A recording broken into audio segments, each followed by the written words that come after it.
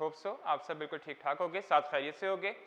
Students, जो अब last time हम चैप्टर नंबर 17 डिस्कस कर रहे थे। चैप्टर नंबर 17 था अब हमारे पास इलेक्ट्रॉनिक्स, और उसमें आज हमारे पास लेक्चर नंबर 7 है। और यहाँ पे लेक्चर नंबर 7 में जो है सबसे पहले जो प्रीवियस हमने लेक्चर सारे पढ़े हैं उसको एक दफ़ा समराइज करते हैं। प्रीवियस लेक्चर्स में जो है हमने जो प्रॉपर आपके सिलेबस में अब इंक्लूडेड था वो इंक्लूडेड था आपके पास रेक्टिफिकेशन से। और रेक्टिफिकेशन में हमने ये देखा था कि हमने half wave rectifier, full wave rectifier और उसके बाद ट्रांजिस्टर देखा था। और स्टूडेंट्स, आपको मैं यहाँ पे पेपर के पॉइंट ऑफ व्यू से टॉपिक्स का बता देता हूँ। हाफ वेव रेक्टिफायर जो है वो आप कह लें तकरीबन 3 टाइम्स इंपॉर्टेंट है फॉर फेडरल बोर्ड, और ये लॉन्ग में आ सकता है। इसी तरह फुल वेव रेक्टिफायर जो है, full wave rectifier 5 times important है, और फुल वेव रेक्टिफायर तकरीबन जो है 5 टाइम्स इंपॉर्टेंट और लॉन्ग में आने के बहुत चांसेस हैं फुल वेव रेक्टिफायर के। उसके बाद जो नेक्स्ट हमारे पास चीज़ थी वो था ट्रांजिस्टर। और ट्रांजिस्टर में से कह लें कि 2 तरह की चीज़ें पूछी जा सकती हैं, एमसीक्यूज और शॉर्ट क्वेश्चंस। और इसी तरह हाफ वेव और फुल वेव में से भी एमसीक्यूज डेफिनेटली बन सकते हैं। आज जो स्टूडेंट हमारे पास टॉपिक है वो है टाइप्स ऑफ कन्फिगरेशन, और ये बुक में टॉपिक नंबर 17.7 है। और मैं आपको सजेस्ट ये करूँगा कि ये टॉपिक्स आप बुक से ना कीजिएगा, क्योंकि बुक में अब इन टॉपिक्स में बहुत सी चीज़ें जो है मिसिंग हैं या कंप्लीट नहीं है। तो आप ये जो मैंने यहाँ पे चीज़ें लिखी हुई आप यहीं से नोट करके अपने नोट्स बनाएं, या जो मैंने आप लोगों को नोट्स सेंड किए हुए हैं वहाँ से भी आप कंसल्ट कर सकते हो, सेम चीज़ वहाँ पे भी है। लेकिन अच्छा ये कि आप ड्यूरिंग लेक्चर अपने पास खुद नोट डाउन करें। सबसे पहले टॉपिक स्टार्ट करते हैं, टाइप्स ऑफ कन्फिगरेशन। अब कन्फिगरेशन का मतलब ये है किसी चीज़ को अगर आपने यहाँ पे कन्फिगर करना हो, मतलब आप उसमें बैटरी वगैरह किस तरह लगाओगे, रेजिस्टर्स कहाँ लगाओगे, इस चीज़ को कहते हैं कन्फिगरेशन। अब ट्रांजिस्टर के अगर आपको याद हो, हमने कहा था कि ट्रांजिस्टर के टर्मिनल्स कितने होते हैं। ट्रांजिस्टर के 3 टर्मिनल्स हैं, एक हमारे पास था कलेक्टर, बेस और अब इमिटर। तो ये 3 हमने टर्मिनल्स यहाँ पे जो है लास्ट टाइम डिस्कस किए थे। अब असल में हमने कहा था ट्रांजिस्टर को हम या तो अब एम्पलीफायर या ऐसा आपके पास स्विचिंग डिवाइस यूज करते हैं। अब अगर मैंने एम्पलीफायर यूज करना है तो मुझे इनपुट और आउटपुट, और इनपुट के लिए भी मुझे 2 टर्मिनल्स चाहिए, आउटपुट के लिए भी 2 टर्मिनल्स चाहिए। लेकिन असल में ट्रांजिस्टर के टर्मिनल्स कितने हैं? ट्रांजिस्टर के सिर्फ 3 टर्मिनल्स हैं। अब कैसे हम 2 टर्मिनल्स पे इनपुट दें, 2 टर्मिनल्स पे अब आउटपुट लें? तो हमें किसी एक टर्मिनल को इनपुट में भी यूज करना पड़ेगा और किसी एक टर्मिनल को आउटपुट में भी यूज करना पड़ेगा। ठीक है, तो यही यहाँ पे चीज डिस्कस की हुई है कि ट्रांजिस्टर के 3 टर्मिनल्स हैं हमारे पास, एमिटर, बेस और कलेक्टर। लेकिन अगर हम इनपुट और आउटपुट लेना चाह रहे हैं, इनपुट पे हम एक सिग्नल देंगे और आउटपुट पे हम उसी सिग्नल को एम्पलीफायर करके लेंगे, क्योंकि इसको हम एम्पलीफायर के तौर पे डिस्कस कर रहे हैं। तो हमने कहा हमें इन तीनों में से, एमिटर, बेस या कलेक्टर में से किसी एक को कॉमन करना पड़ेगा। मतलब किसी एक को इनपुट में भी इंक्लूड करना पड़ेगा और किसी एक को आउटपुट में भी इंक्लूड करना पड़ेगा। Is common to both input and output. तो अगर मुझे देखो, अब मेरे पास जो टर्मिनल्स हैं वो 3 हैं, एमिटर, बेस या कलेक्टर। अगर मैं अब एमिटर को कॉमन कर रहा हूं, मतलब एमिटर को मैं इनपुट में भी यूज कर रहा हूं और अब इसी को मैं यहां पे आउटपुट में भी यूज कर रहा हूं, तो वो कन्फिगरेशन कहलाएगी कॉमन एमिटर कन्फिगरेशन। तो कॉमन एमिटर कन्फिगरेशन ऐसी कन्फिगरेशन जिसमें हम यहां पे अब इस चीज को इनपुट में भी यूज कर रहे हूं, आउटपुट में भी यूज कर रहे हूं, उस तरह की कन्फिगरेशन को कॉमन एमिटर कन्फिगरेशन। अगर मैं स्टूडेंट्स अगर मैं बेस को इनपुट में भी यूज कर रहा हूं और बेस को अगर मैं आउटपुट में भी यूज कर रहा हूं, उस तरह की कॉन्फ़िगरेशन को नाम देके कॉमन बेस कॉन्फ़िगरेशन। नेक्स्ट है हमारे पास कॉमन कलेक्टर। कॉमन कलेक्टर किस तरह की कॉन्फ़िगरेशन है? अगर मैं कलेक्टर को इनपुट में भी यूज कर रहा हूं और अगर मैं कलेक्टर को आउटपुट में भी यूज कर रहा हूं, उस तरह की हम कॉन्फ़िगरेशन को नाम देंगे कॉमन कलेक्टर। तो हमें किसी एक इलेक्ट्रोड को कॉमन करना पड़ता है फॉर इनपुट या आउटपुट, और जिस हम इलेक्ट्रोड को कॉमन करेंगे वो असल में डिफाइन करेगा टाइप ऑफ कॉन्फ़िगरेशन, जो कि कॉमन एमिटर हो सकती है, कॉमन बेस और कॉमन कलेक्टर। उसके बाद नेक्स्ट कुछ एमसीक्यूज थे, और वो एमसीक्यूज ये थे कि सबसे ज्यादा कॉमनली यूज्ड कॉन्फ़िगरेशन कौन सी यूज होती है? वो सबसे ज्यादा कॉमनली यूज्ड होती है कॉमन एमिटर। तो कॉमन एमिटर जो है वो सबसे ज्यादा कॉमनली यूज्ड कॉन्फ़िगरेशन है, और कॉमन एमिटर को सबसे ज्यादा कॉमन यूज करने की वजह ये है क्योंकि कॉमन एमिटर का जो गेन है, पावर गेन, वो सबसे ज्यादा है। मतलब वो सिग्नल को सबसे ज्यादा एम्पलीफाई करती है।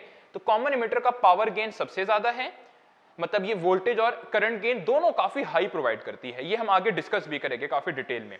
उसके बाद सबसे ज्यादा कॉमनली यूज्ड ट्रांजिस्टर कौन सा है? तो सबसे ज्यादा कॉमनली यूज्ड ट्रांजिस्टर है एनपीएन। और हमने इसकी वजह पढ़ी थी कि एनपीएन ट्रांजिस्टर सबसे ज्यादा कॉमनली यूज क्यों है? क्योंकि एनपीएन ट्रांजिस्टर्स में मेजॉरिटी चार्ज कैरियर्स इलेक्ट्रॉन्स हैं, और इलेक्ट्रॉन्स की जो मोबिलिटी है वो होल्स के मुकाबले में 3 टाइम्स ज्यादा है। इसलिए हम सबसे ज्यादा commonly use transistors NPN use करते हैं। उसके बाद ये मैंने नीचे 3 आपके पास यहाँ पे सर्किट डायग्राम्स बनाई हैं कॉमन एमिटर, कॉमन बेस और कॉमन कलेक्टर की। सबसे पहले अगर आप कॉमन बेस में देखें तो कॉमन बेस में अगर आप देखो हम इसको एम्पलीफायर के तौर पे यूज कर रहे हैं। एम्पलीफायर में हमें 2 पॉइंट्स पे इनपुट देनी पड़ेगी, 2 पॉइंट्स पे आउटपुट। तो आईपी का मतलब है इनपुट और ओपी का मतलब है आउटपुट। अगर मेरी इनपुट जो है, अगर आप इस सर्किट डायग्राम में देखें तो मैं इन 2 पॉइंट्स के दरमियान इनपुट प्रोवाइड कर रहा हूं। तो इनपुट मैं किस किस के दरमियान प्रोवाइड कर रहा हूं? ई और बी, तो बेस और एमिटर के दरमियान।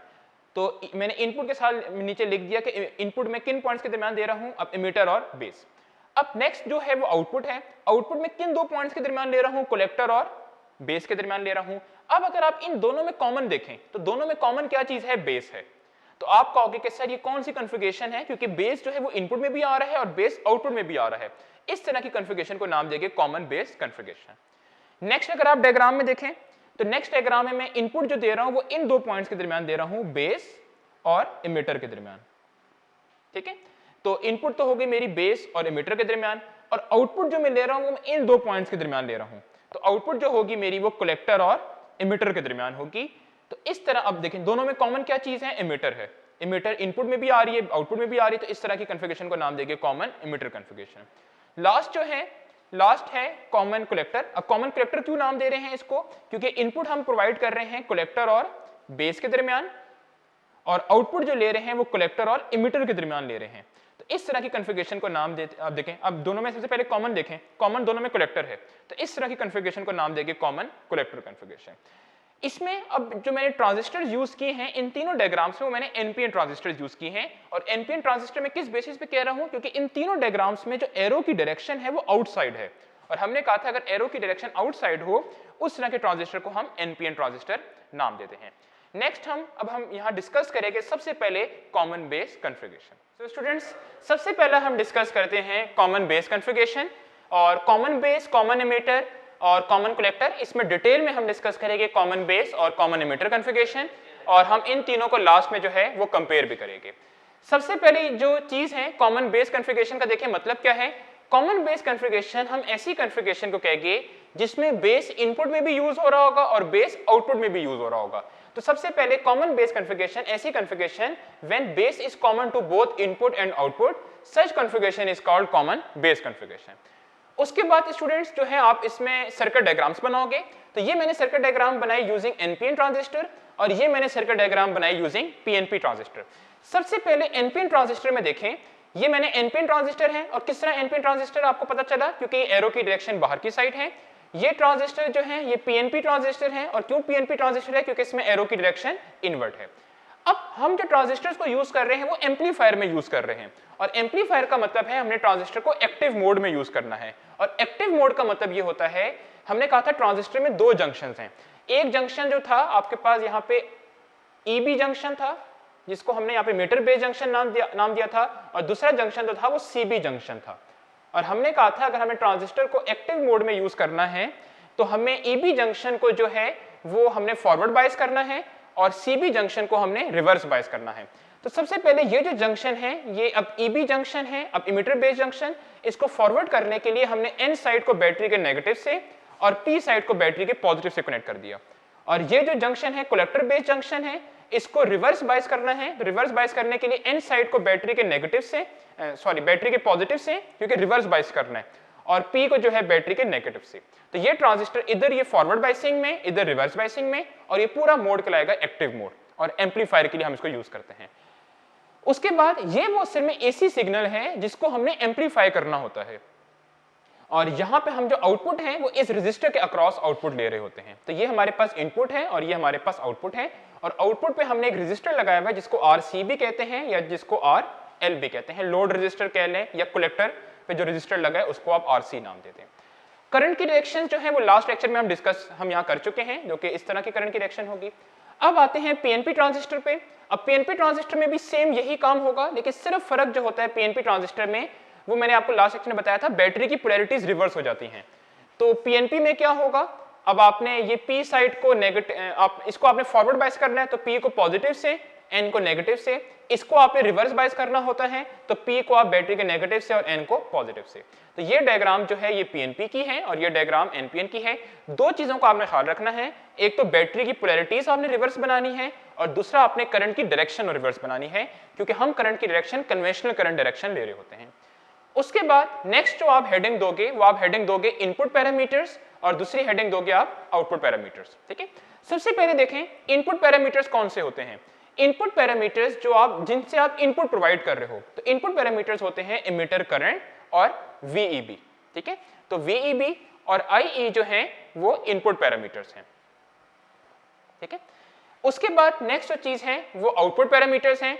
आउटपुट पैरामीटर्स जो हैं वो IC और VCB हैं। ठीक है, तो इनपुट पैरामीटर्स अब इमिटर करंट और VEB और आउटपुट पैरामीटर्स जो हैं वो IC और VCB। अब VEB का मतलब क्या है? VEB का मतलब है वो वोल्टेज जो कि आप बेस और इमिटर के दरमियान दे रहे हो, उसको VEB नाम देंगे, और VCB वो वोल्टेज जो कि आप कलेक्टर और बेस के दरमियान ले रहे हो, उसको आउटपुट VCB या आउटपुट वोल्टेज कहेंगे। तो VEB हमारे पास इनपुट वोल्टेज है और VCB हमारे पास आउटपुट वोल्टेज है। IE जो है वो इनपुट करंट है और IC जो है वो आउटपुट करंट है। तो ये जो टर्म्स हैं, ये जो पैरामीटर्स आगे बहुत यूज होंगे।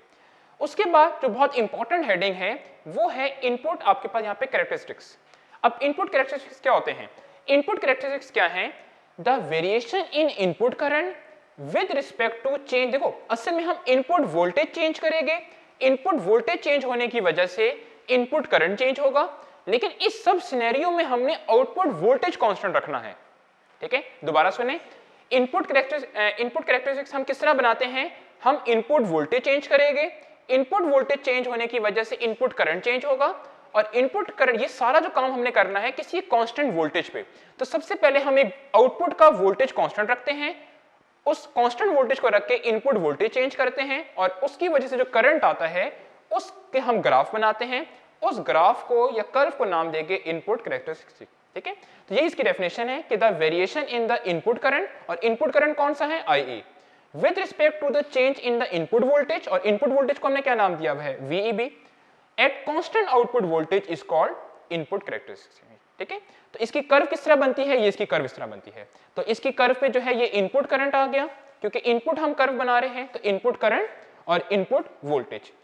अब सबसे पहले ये कर्व बनी, तो इस पूरी कर्व को बनाते हुए हमने आउटपुट वोल्टेज क्या रखा होगा? कांस्टेंट। तो इस पूरी कर्व को बनाते हुए हमने आउटपुट वोल्टेज की वैल्यू कितनी रखी? 20 वोल्ट। आप और कर्व्स भी बना सकते हो। किस तरह बनाओगे? आप आउटपुट वोल्टेज चेंज करोगे। आउटपुट वोल्टेज आप कितना कर दिया आपने? 10 वोल्ट, और इस 10 वोल्ट को रखते हुए आपने इनपुट वोल्टेज चेंज करना है और उसके आपने अकॉर्डिंगली इनपुट करंट की वैल्यूज देखनी है। तो ये नई कर्व बनेगी। तो ये जो पूरी कर्व है इनपुट की, ये VCB 20 वोल्ट पे बनी है, आउटपुट वोल्टेज जब 20 रखा हुआ। ये पूरी कर्व बनी जब हमने 10 वोल्ट रखा हुआ, और ये पूरी कर्व बनी जब हमने 1 वोल्ट रखा हुआ है। इसकी रीजनिंग किस तरह बनी वो आपके सिलेबस में नहीं है, वो आप इंजीनियरिंग में इलेक्ट्रॉनिक्स में डिस्कस करते हो। तो यहां सिर्फ आपने इन कर्व्स को इसी तरह याद रख लेना है। उसके बाद नेक्स्ट जो चीज है वो अब आउटपुट कर्व्स हैं। ठीक है, तो नेक्स्ट अब अगर आप देखें यहां पे, तो आउटपुट आपके पास कैरेक्टरिस्टिक्स क्या होगा? इसमें देखें कि अब वेरिएशन इन आउटपुट, अब देखो जिस तरह वहां पे हम क्या कर रहे थे, इनपुट में हम इनपुट वोल्टेज को चेंज कर रहे थे, उसकी वजह से इनपुट करंट में वेरिएशन आ रही थी एट कांस्टेंट आउटपुट वोल्टेज। यहां पे भी बिल्कुल वैसा ही है। The variation in the output current with respect to the change in input in output voltage at constant emitter current. बस ये चीज याद रखें। आपने यहाँ पे कैरेक्टरिस्टिक्स किस तरह बनाने हैं? आउटपुट कैरेक्टरिस्टिक्स बनाने के लिए सबसे पहले इनपुट करंट को एक फिक्स करें, उसके बाद आउटपुट वोल्टेज को आप वेरी करें, और उस आउटपुट वोल्टेज के वेरी होने की वजह से आउटपुट करंट की वैल्यूज को प्लॉट कर दें। उसको हम नाम देंगे आउटपुट यहाँ पे कैरेक्टरिस्टिक्स। ठीक है, तो ये इसकी आप डेफिनेशन दोबारा पढ़ लीजिएगा। अब इसका जरा ग्राफ, ये समझने वाला जरा ग्राफ है।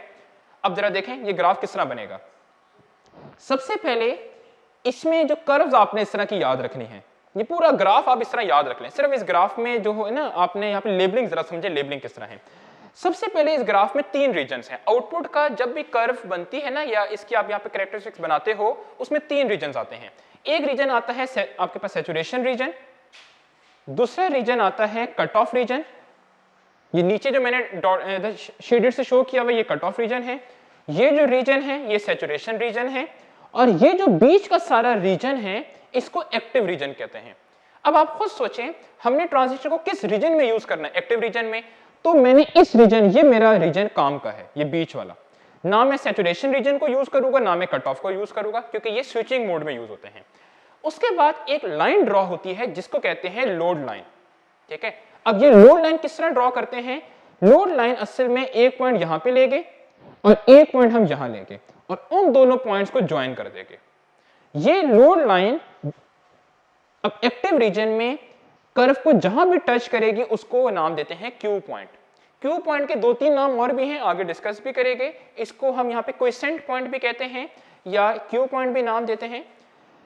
नेक्स्ट है कि क्यू पॉइंट से काफी सारे बन सकते हैं, ये भी क्यू पॉइंट बन सकता है, ये भी क्यू पॉइंट बन सकता है, लेकिन क्यू पॉइंट हमने ऑप्टिमम चूज करना होता है, जहां पे हमें एम्प्लीफिकेशन अच्छी से अच्छी मिले। तो वो बिल्कुल सेंटर में है। बस ये चीज याद रख लें, क्यू पॉइंट जो है ना वो सैचुरेशन रीजन के बहुत पास हो ना वो कट ऑफ रीजन के बहुत पास हो, वो बस बीच में हो। तो अगर आप देखो इन तमाम पॉइंट्स में जो पॉइंट सबसे बीच में आ रहा है दोनों के, वो ये वाला पॉइंट है। इसलिए मैंने इस पॉइंट को क्यू पॉइंट नाम दिया है, जिसको क्विसेंट पॉइंट भी नाम दे सकते हैं। और ये क्यू पॉइंट कहां लाई करता है? ये एक्टिव रीजन में लाई करता है। उसके बाद आप एक यहां पे इक्वेशन याद रखो। ये इक्वेशन अगर आप ऊपर देखो तो इक्वेशन ये आपने याद रखनी है कि VCC असल में किसके बराबर होता है? देखो असल में VCC ये वोल्टेज है, ये वोल्टेज दो कामों में यूज हो रहा है। ये वोल्टेज एक तो ये रेजिस्टर यूज कर रहा है और दूसरा यहां जो एक जंक्शन है वो यूज कर रहा है। तो ये VCC दो कामों में यूज हो रहा है। VCC यहां पे मैंने कौन सा लॉ लगाया है? KVL लगाया है। तो VCC असल में एक तो VCB कलेक्टर बेस जंक्शन और दूसरा ये जो लोड रेजिस्टर वोल्टेज यूज कर रहा है, तो ICRC, ठीक है। अब देखें, अगर मैं बात करूं यहां पे, अगर मैं कहूं कि मैंने IC को 0 कर दिया, ठीक है, और IC 0 कब होता है?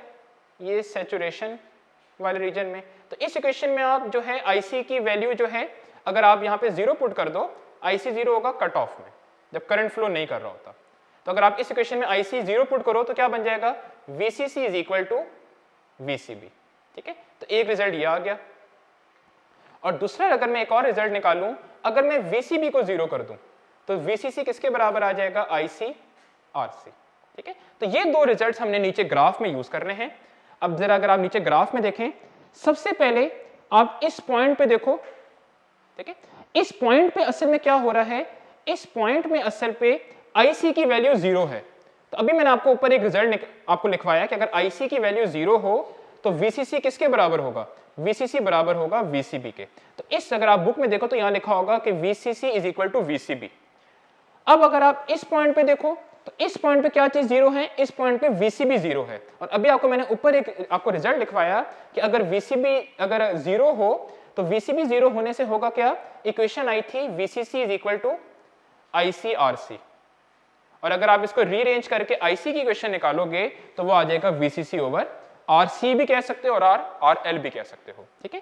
तो ये आपने लेबलिंग अच्छी तरह याद रखनी है। और सैचुरेशन में जो है ट्रांजिस्टर करंट फ्लो होने दे रहा होता है, हम कहते हैं ट्रांजिस्टर ऑन हो गया, और कट ऑफ में कोई भी करंट फ्लो होने नहीं दे रहा होता तो उसको हम कहते हैं ट्रांजिस्टर जो है फुली ऑफ हो गया।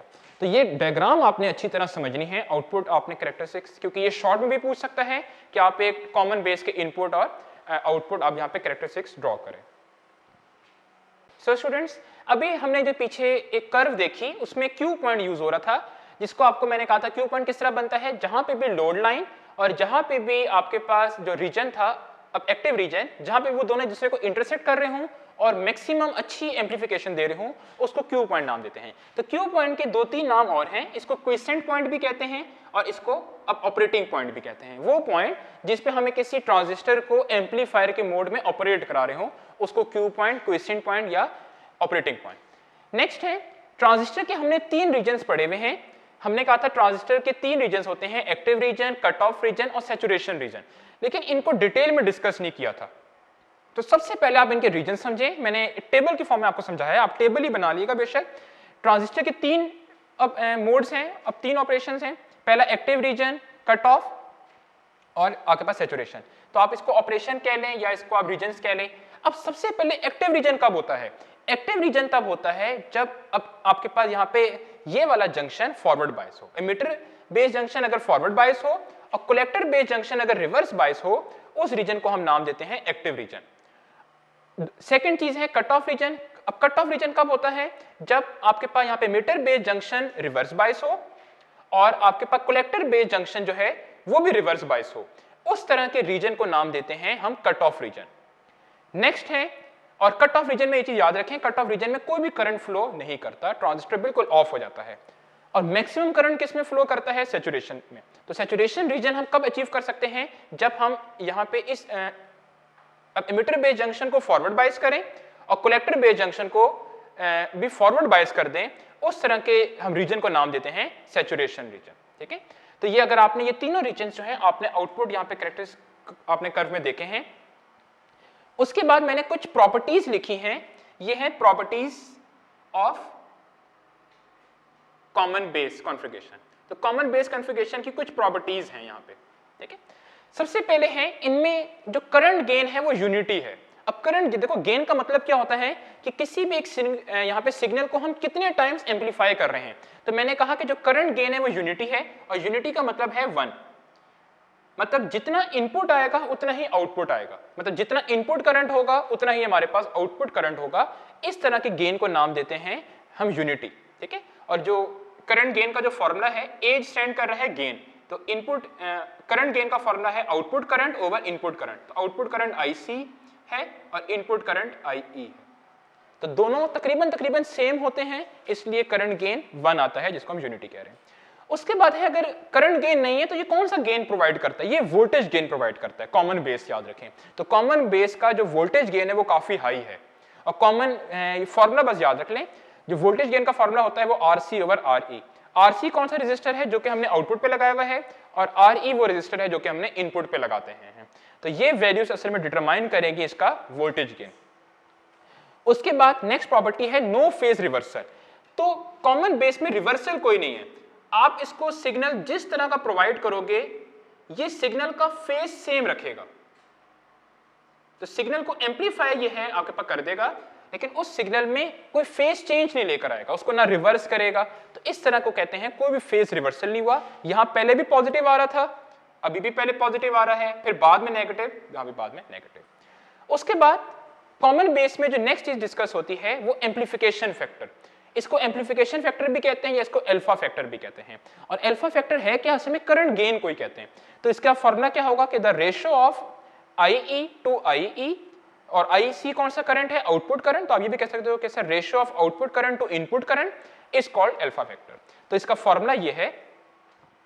अब अल्फा दो तरीके के लिए डिफाइन होता है, एक फॉर स्टैटिक जो कि हम DC में यूज करते हैं, और एक यूज होता है डायनेमिक, और ये हम यूज करते हैं AC में, क्योंकि डायनेमिक का मतलब ये जहां करंट चेंज हो रहे हो। तो ये करंट गेन है, तो इसका formula output current over input current. तो आउटपुट करंट का जो फॉर्मूला होगा, आउटपुट करंट IC है और इनपुट करंट IE है। और इसी तरह डायनेमिक में क्या होगा? देखो, अब डायनेमिक मैंने यहाँ पे डेल्टा यूज किया, और डेल्टा इसलिए यूज किया क्योंकि अब AC में करंट कॉन्स्टेंटली चेंज हो रहे होते हैं। तो अगर आपको इस तरीके से निकालने को कहे तो ये होगा change in collector current divided by change in emitter current. तो यहाँ पे चेंज का वर्ड इसलिए यूज कर रहे हैं क्योंकि AC है, और अल्टरनेटिंग करंट में कॉन्स्टेंटली करंट चेंज हो रहे होते हैं, लेकिन DC में कॉन्स्टेंट्स होते हैं, करंट चेंज नहीं हो रहे थे, इसलिए मैंने यहाँ पे डेल्टा का वर्ड यूज नहीं किया। उसके बाद एक MCQ याद रखें कि अल्फा की वैल्यू तकरीबन कितनी होती है। अगर आप फॉर्मूले में देखो, हमने जो लास्ट लेक्चर में पढ़ा था, एमिटर करंट और कलेक्टर करंट ऑलमोस्ट क्या होते हैं? इक्वल होते हैं, तकरीबन 95% इक्वल होते हैं। तो अगर एमिटर करंट और कलेक्टर करंट की वैल्यूज सेम हैं तो ये दोनों वैल्यूज कैंसिल होकर तकरीबन आंसर कितना देंगी? अप्रॉक्सीमेटली 1। और प्रैक्टिकली जो इनकी वैल्यूज होती हैं वो 0.98 या 0.99 या 0.95 इस तरह की वैल्यूज होती हैं, अल्फा की वैल्यूज होती हैं। तो ये सारा टॉपिक आपने जो है लास्ट है, ये MCQs हैं, और ये आपसे जो है पेपर के पॉइंट ऑफ व्यू से भी पूछ सकता है। इसको आपने अच्छी तरह देखना है, पेपर के पॉइंट ऑफ व्यू में से आपने इसको लॉन्ग के लिए प्रिपेयर करना है, और तमाम हेडिंग्स के साथ input parameters, output parameters, input curves और आउटपुट कर्व्स, और फिर इसके जंक्शन, इसमें सारे आपने इसकी प्रॉपर्टीज वगैरह अच्छी तरह डिटेल में डिस्कस करनी है। कोई प्रॉब्लम? नेक्स्ट हमारे पास जो आज कॉन्फ़िगरेशन है वो हमारे पास है कॉमन एमिटर। पहले हमने कॉमन बेस कॉन्फ़िगरेशन देखी थी, जिसमें हमने उसके input parameters, output parameters, input curve, output curve, और उसमें हमने करंट का देखा था कि करंट को एम्पलीफाई जो है वो नहीं करता, उसका करंट गेन जो होता है आपके पास यूनिटी होता है, लेकिन जो कॉमन बेस जो कॉन्फ़िगरेशन थी वो वोल्टेज को एम्पलीफाई करता है। तो नेक्स्ट हम देखेंगे कॉमन एमिटर, और मैंने आपको लेक्चर में बताया था कि सबसे ज्यादा जो कॉन्फ़िगरेशन यूज होती है वो कॉमन एमिटर कॉन्फ़िगरेशन यूज होती है। अब कॉमन एमिटर कॉन्फ़िगरेशन में अगर आप नाम ही देखो तो इसके नाम में आ रहा है कॉमन एमिटर, और कॉमन एमिटर का मतलब है कि ऐसी कॉन्फ़िगरेशन जिसमें आपके पास यहाँ पे मीटर जो है वो इनपुट में भी यूज हो रहा होगा और आउटपुट में भी यूज हो रहा होगा। तो ये इसकी आप डेफिनेशन या इसकी स्टेटमेंट बना सकते हो कि ऐसी कॉन्फ़िगरेशन जिसमें आपके पास यहाँ पे emitter is common to both input and output, such configuration is called common emitter configuration. तो कॉमन बेस भी देख लिया था, उसमें बेस इनपुट और आपके पास यहाँ पे आउटपुट में कॉमन था, और कॉमन एमिटर में जो है वो आपके पास यहाँ पे मीटर इनपुट और यहाँ पे आउटपुट में कॉमन है। उसके बाद नेक्स्ट जो सबसे पहली चीज डिस्कस करनी होती है वो ये होती है कि हमने इनको एसएन अब एम्पलीफायर यूज कर रहे हैं, और एम्पलीफायर का मतलब हमने इसको इनपुट भी में एक सिग्नल देना होगा और उसके रिजल्ट में आउटपुट में हमें एक सिग्नल मिलेगा। तो सबसे पहला क्वेश्चन ये अराइज होता है कि हमें इनपुट किन दो पॉइंट्स के दरमियान प्रोवाइड करनी है। तो एक पॉइंट तो याद रखें कि अब आपके पास यहाँ पे मीटर तो दोनों में होगा, इनपुट में भी होगा और आउटपुट में भी होगा। तो सबसे पहले इनपुट आप प्रोवाइड करोगे between base and emitter. Input दो पॉइंट्स के दरमियान हम प्रोवाइड करते हैं ना हमेशा, तो यहाँ पे बेस और एमिटर यूज करोगे, और आउटपुट में भी अब एमिटर तो होगा ही होगा, और एक इलेक्ट्रोड कौन सा बच गया, कलेक्टर। तो इनपुट हमेशा बेस और एमिटर के दरमियान प्रोवाइड करेंगे, और आउटपुट जो है हमेशा कलेक्टर और एमिटर के दरमियान हम रिसीव करेंगे। उसके बाद नेक्स्ट जो है, अगर आप ये सर्किट डायग्राम देखो तो ये इसकी सर्किट डायग्राम है, और इस सर्किट डायग्राम में सबसे पहले हम इनपुट कहां दे रहे हैं, इनपुट हम प्रोवाइड करते हैं बेस और एमिटर के दरमियान। तो सबसे पहले ये सर्किट डायग्राम हमारे पास है, ये हमने ट्रांजिस्टर लिया, एनपीएन ट्रांजिस्टर है क्योंकि एरो बाहर की साइड है, ये बेस हो गया, ये कलेक्टर हो गया और ये एमिटर हो गया। उसके बाद इनपुट और आउटपुट का है, आउटपुट तो हम ले रहे हैं यहाँ पे कलेक्टर और एमिटर के दरमियान, और इनपुट जो है वो बेस और एमिटर के दरमियान। अब अगर आप बुक में डायग्राम देखो तो बुक में उसने काफी आपके पास यहाँ पे वोल्ट मीटर्स और एम मीटर्स लगाए हुए हैं। वो क्यों लगाए हुए हैं वो देखें। सबसे पहले मैंने कहा मुझे बेस करंट पता करना हो, तो बेस करंट पता करने के लिए मैं क्या लगाऊंगा, एम मीटर लगाऊंगा। और एम मीटर आपने पढ़ा है चैप्टर नंबर आपने यहाँ पे 13 में कि एम मीटर हमेशा किस में लगाते हैं, सीरीज में लगाते हैं। तो यहां से मैंने क्या लगा लिया, यहां मैंने एक एम मीटर लगा लिया, और ये एम मीटर मुझे कौन सा करंट शो करेगा, IB करंट शो करेगा। और बेस करंट की वैल्यू बहुत स्मॉल होती है, तो ये तकरीबन करंट जो होता है वो माइक्रो एम्पेयर में होता है। तो ये मैंने एक एम मीटर लगाया जो कि मुझे बेस करंट की वैल्यू शो करेगा। उसके बाद नेक्स्ट जो है, मैंने कहा मुझे बेस और यहाँ पे मीटर के दरमियान वोल्टेज भी पता करना है, तो मैं क्या लगा लूंगा, एक वोल्ट मीटर लगा लूंगा। और मैंने कहा मुझे बेस और एमिटर के दरमियान वोल्टेज पता करना है, तो एमिटर का एक एंड जो होगा वो बेस पे होगा और दूसरा एंड जो होगा एमिटर पे होगा। तो ये मैंने एक वोल्ट मीटर लगा लिया, और वोल्ट मीटर हमेशा हम पैरेलल में लगाते हैं। तो ये जो वोल्ट मीटर है ये मुझे बेस एमिटर का वोल्टेज शो कर रहा होगा। जिन दो पॉइंट्स के दरमियान आप कनेक्ट करोगे ये वोल्ट मीटर उन्हीं दो पॉइंट्स का वोल्टेज शो करेगा। तो ये मैंने वोल्ट मीटर लगा दिया जो कि बेस और एमिटर के दरमियान, क्योंकि ये बेस है और ये नीचे पूरा एमिटर है, ठीक है, तो ये VBE शो कर रहा है। उसके बाद मैंने कहा कि जी मुझे एमिटर का भी करंट पता करना हो, एमिटर का भी करंट पता करना हो, तो एमिटर यहाँ भी आप एक क्या लगा लें, यहाँ पे अब एम मीटर लगा लें, और ये एम मीटर जो है वो करंट किसका शो करेगा, एमिटर का करंट शो करेगा। इसी तरह अगर मुझे कलेक्टर का करंट पता करना हो तो कलेक्टर में यहाँ पे आप एम मीटर लगा लें, और कलेक्टर और एमिटर दोनों के करंट्स मिली एम्पेयर में होते हैं, बेस का करंट जो होता है वो माइक्रो एम्पेयर में होता है। तो कलेक्टर का करंट भी जो है वो मिली एम्पेयर में है, और ये भी जो करंट शो कर रहा होगा ये कलेक्टर करंट शो कर रहा होगा। इसी तरह मैंने कहा मुझे कलेक्टर और यहाँ पे मीटर के दरमियान भी वोल्टेज पता करना है, तो कलेक्टर और एमिटर के दरमियान वोल्टेज पता करने के लिए एक पॉइंट में कलेक्टर से निकालूंगा, एक पॉइंट एमिटर से निकालूंगा, और ये जो वोल्ट मीटर शो करेगा ये VCE का मतलब वो वोल्टेज जो कि कलेक्टर और यहाँ पे मीटर के दरमियान है। और ये जो बाकी जो बैटरीज लगाई हैं ये हमने बाइसिंग के लिए लगाई हैं। ये हमने पढ़ा था कि हम ट्रांजिस्टर को एज एन एम्पलीफायर यूज कर रहे हैं, और एम्पलीफायर के तौर पे यूज करने के लिए बेस एमिटर जंक्शन को फॉरवर्ड बायस, और जो आपके पास यहाँ पे कलेक्टर बेस जंक्शन होता है उसको रिवर्स बायस, ठीक है। तो ये NPN ट्रांजिस्टर है, तो आप खुद इसको सोच सकते हो कि आपने किस तरह बायसिंग करनी है, काफी दफा इसको हम देख भी चुके हैं, ठीक है। नेक्स्ट जो चीज डिस्कस होती है वो होती है इनपुट पैरामीटर्स कौन से हैं, आउटपुट पैरामीटर्स कौन से हैं। सबसे पहले डिस्कस होता है इनपुट पैरामीटर्स। इनपुट पे कौन कौन सी चीजें हम जो हमारे कंट्रोल में होगी इनपुट पे। तो इनपुट में है, देखें इनपुट में एक तो बेस करंट, मतलब बेस करंट पे हम करंट खुद प्रोवाइड करेंगे, और दूसरा जो वोल्टेज, दो चीजें हमेशा कंट्रोल में होती हैं, एक तो वोल्टेज और उस वोल्टेज की वजह से करंट। तो एक तो बेस करंट, ये इसको इनपुट करंट भी कहोगे, और VBE मतलब वो वोल्टेज जो कि बेस और एमिटर के दरमियान है। तो ये हम खुद वोल्टेज प्रोवाइड करते हैं, इसको आप इनपुट वोल्टेज भी कह सकते हो और इसको इनपुट करंट भी, और ये दोनों इनपुट पैरामीटर्स हैं। उसके बाद नेक्स्ट चीज है आउटपुट पैरामीटर्स। अब आउटपुट तो एक आपके पास कलेक्टर करंट और एक VCE, ठीक है, और VCE का मतलब वो वोल्टेज जो कि कलेक्टर और एमिटर के दरमियान है। तो असल में हमने शुरू में ये कहा था कि हमने इनपुट बेस और यहाँ पे मीटर के दरमियान देनी है, तो इसलिए VBE इनपुट वोल्टेज है, और हमने कहा था कि आउटपुट हमें कलेक्टर और यहाँ पे मीटर के दरमियान मिलेगी, इसलिए VCE आउटपुट वोल्टेज है। तो इसको आप आउटपुट करंट और इसको आप आउटपुट वोल्टेज कहोगे। उसके बाद ये पॉइंट मैंने लिखे हैं, ये भी पॉइंट आपने लिखने हैं कि ट्रांजिस्टर को हम एक्टिव मोड में ऑपरेट कराना चाह रहे हैं, इसलिए हमें इसके इमिटर बेस जंक्शन को फॉरवर्ड बायस और इसके कलेक्टर बेस जंक्शन को हमने रिवर्स बायस करना होगा।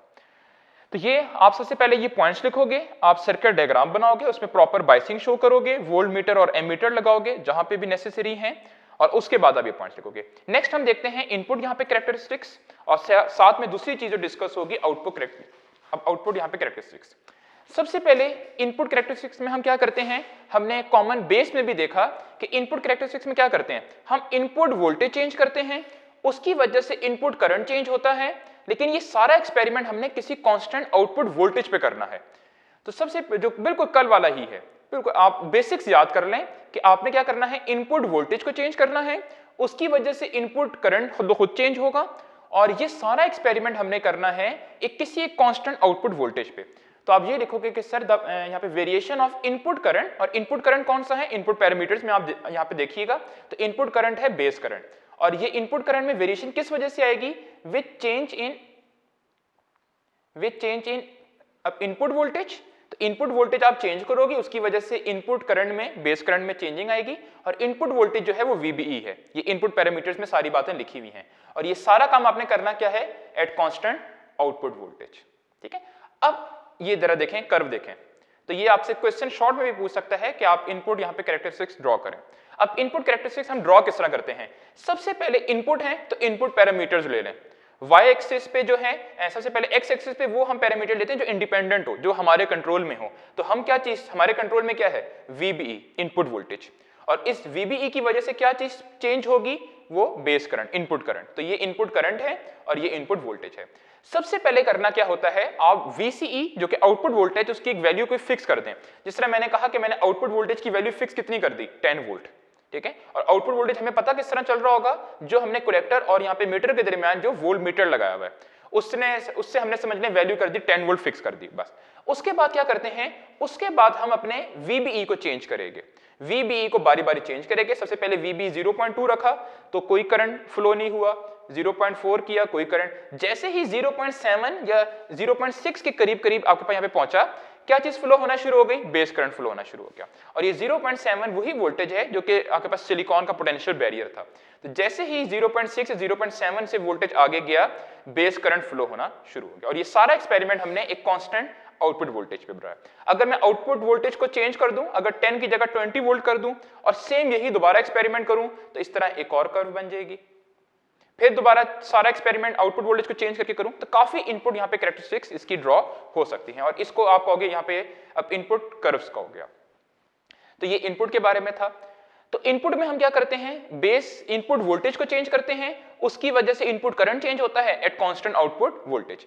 आउटपुट आपके पास कैरेक्टरिस्टिक्स भी यही है। आउटपुट कैरेक्टरिस्टिक्स में क्या करेंगे, आउटपुट वोल्टेज को चेंज करेंगे, जिसकी वजह से आउटपुट करंट चेंज होगा एट कांस्टेंट इनपुट करंट। तो बस ये चीज याद रख लें कि आउटपुट कर वोल्टेज को चेंज करेंगे, जिसकी वजह से आउटपुट करंट चेंज होगा एट कांस्टेंट इनपुट करंट। तो आप ये कहोगे कि sir the variation of output current मतलब IC with change in output voltage VCE, ये इनपुट पैरामीटर्स में दोनों चीजें लिखी हुई हैं, एट कांस्टेंट इनपुट करंट, और इनपुट करंट को क्या नाम दिया हुआ है, IB। तो इस चीज को कहोगे आप सर यहाँ पे आउटपुट कैरेक्टरिस्टिक्स। अब आउटपुट कैरेक्टरिस्टिक्स जरा ड्रॉ किस तरह होती हैं, अब जरा इस चीज पे आए। तो आउटपुट यहाँ पे कैरेक्टरिस्टिक्स ड्रॉ करने के लिए सबसे पहले आप एक्सिस वही लें, आउटपुट में एक्स एक्सिस पे कौन सी चीज लेंगे, जो हमारे इंडिपेंडेंट क्वांटिटी है, जो हमारे कंट्रोल में है, वो है VCE। और इस VCE की वजह से क्या चीज चेंज होगी, आउटपुट करंट। तो ये आउटपुट वोल्टेज और ये आउटपुट करंट। और आउटपुट करंट जो होता है वो हमने कहा था कि इनपुट करंट मतलब एमीटर करंट और कलेक्टर करंट हमेशा मिली एम्पेयर में होते हैं, और वहां पे जो पिछले वाले में जो ड्रॉ में किया था बेस करंट, वो माइक्रो एम्पेयर में होता है। अब करना क्या होता है, सबसे पहले आप इधर वैल्यूज ले लें इस तरह की बेसिक सी, और फिर आपने इनपुट, देखो हमने कहा कि ये बनती क्या है, एट कांस्टेंट इनपुट करंट। सबसे पहले आप इनपुट करंट की कोई वैल्यू फिक्स कर दें, और इनपुट करंट कौन सा है, IB। तो सबसे पहले इनपुट करंट लें, जो कि IB है उसको एक कांस्टेंट कर दें। समझ लें मैंने सबसे पहले इनपुट करंट को रख दिया 10 माइक्रो एम्पियर, ठीक है। अच्छा, अब 10 माइक्रो एम्पियर मैंने इनपुट करंट जो है वो सेट कर दिया, और ये मुझे किस तरह अब कंफर्म हुआ, क्योंकि मैंने इनपुट पे एक एम मीटर लगाया हुआ है जो मुझे इनपुट करंट मतलब बेस करंट की वैल्यू दे रहा होगा। अब इनपुट करंट कांस्टेंट करके मैंने करना क्या होता है, मैंने आउटपुट वोल्टेज चेंज करूंगा। मैं बारी बारी आउटपुट वोल्टेज चेंज करूंगा, पहले 0, 2 वोल्ट ये, और इन वोल्टेजेस को चेंज करके मैं आउटपुट करंट की वैल्यूज नोट करूंगा। और जब मैं वैल्यूज नोट करूंगा और मैं ग्राफ प्लॉट करूंगा तो मेरे पास ये इस तरह की एक पहली कर्व बन जाएगी, ठीक है। उसके बाद मैं क्या करूंगा, इसी एक्सपेरिमेंट को दोबारा करूंगा। एक्सपेरिमेंट को दोबारा करने का मतलब है अब मैं अपना इनपुट करंट की वैल्यू कितनी रख दूंगा, 20 माइक्रो एम्पीयर, और दोबारा वही काम करूंगा, मैं अपने आउटपुट वोल्टेज की वैल्यूज चेंज करूंगा, तो दोबारा आउटपुट करंट आएगा, लेकिन अब इस बार आउटपुट करंट इस तरह का बनेगा। तो इस तरह ये तकरीबन 4 आउटपुट आपके पास कर्व्स बनी हुई हैं, ठीक है। अच्छा, तो ये इस तरह, ये आपके पास सेकंड ईयर में बकायदा पुरानी बुक में जो था ना आपके पास, अब तो आपके प्रैक्टिकल्स भी रिड्यूस्ड हो गए हैं, वरना प्रैक्टिकल्स में ये एक्सपेरिमेंट था जिसमें हम ये पूरी कर्व्स ड्रॉ करते थे। हम पूरा पहले बाइसिंग सेट करते थे और फिर उसके बाद ये पॉइंट्स लेके वैल्यूज लेके उनकी कर्व्स प्लॉट करते थे। अब असल में नेक्स्ट चीज आपने इसमें समझनी है, जो कि हमने लास्ट टाइम भी देखी थी, वो हिस्सा जिसमें वोल्टेज के इंक्रीज होने से करंट भी इंक्रीज हो रहा हो, उस रीजन को कहते हैं सैचुरेशन रीजन। तो ये जो रीजन है इसको आप सैचुरेशन रीजन कहोगे। ये जो सारा रीजन है ये एक्टिव रीजन है, और जिस हिस्से में कोई भी करंट फ्लो नहीं कर रहा होता उसको आप क्या कह दो, उसको आप कह दो कट ऑफ रीजन।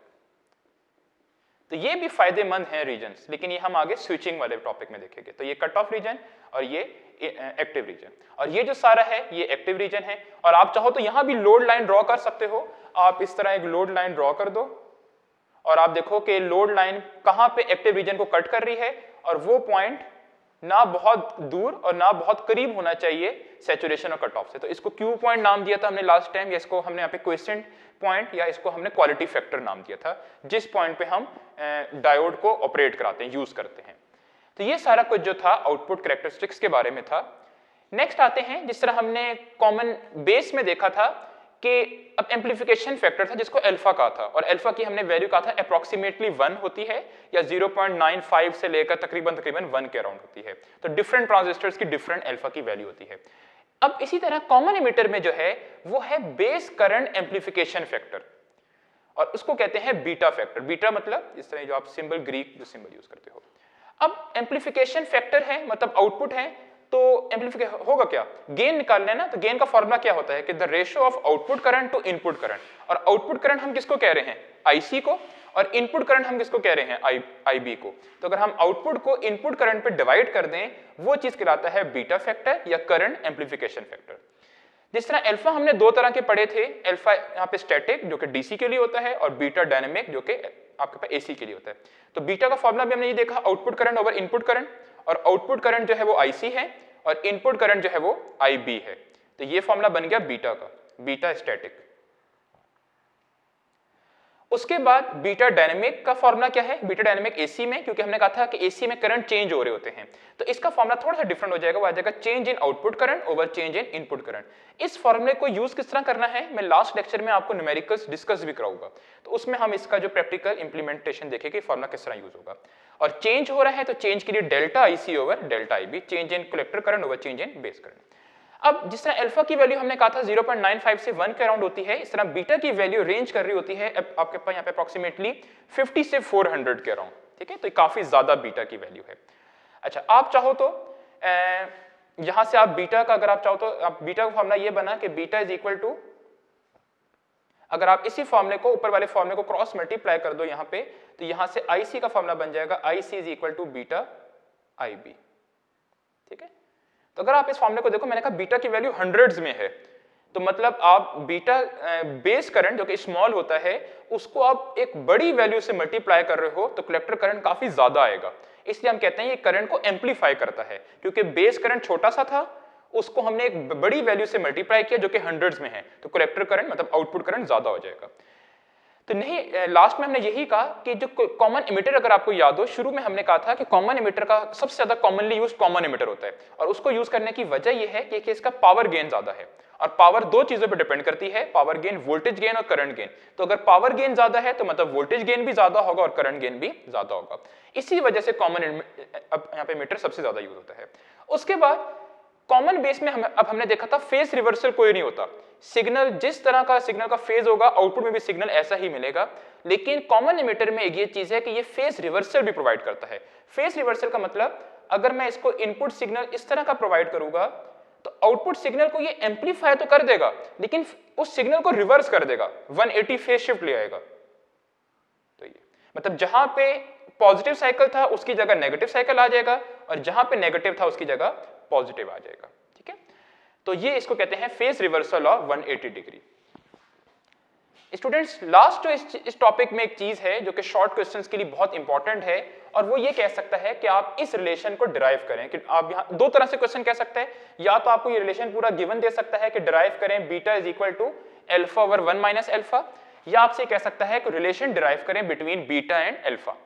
तो अब ये रिलेशनशिप हम ड्राइव किस तरह करेंगे? सबसे पहले हमने बीटा की इक्वेशन यूज की, beta output current over input current, IC over IB.